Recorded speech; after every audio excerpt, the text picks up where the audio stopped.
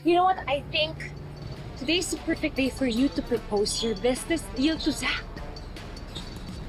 Are you sure? Yeah, trust me, Beshi. Come on, I'm rooting for you. Hey, man, hold on. Emma! Ay!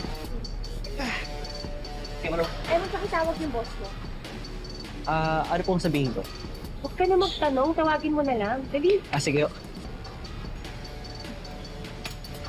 You can do it, Beshi.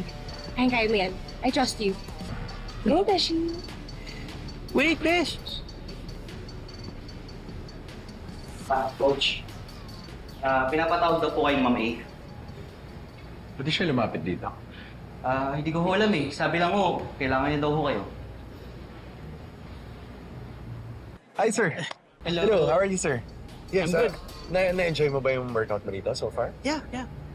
Ilang years ka na member dito? If I may ask. Going to... Going 2 years na. Actually, napansin ko na first time mo dito. Sobrang laki na ng improvement mo eh. Tapos lumakas na rin yung cardio mo. Oo. Everyday ka nagka-cardio. Yes, thank you. Instead na bumili ako ng bahay, ng lupa. Uy, titikman! Sobra naman kayo!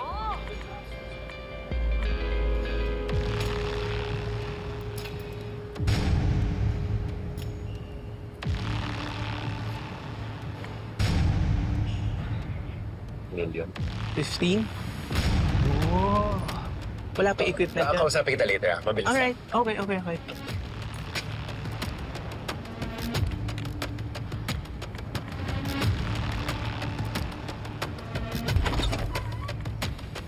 You jerk!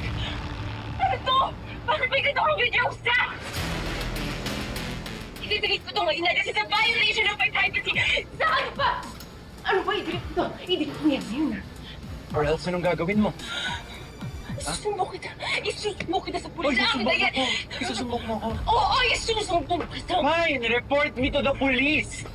Let them have a look.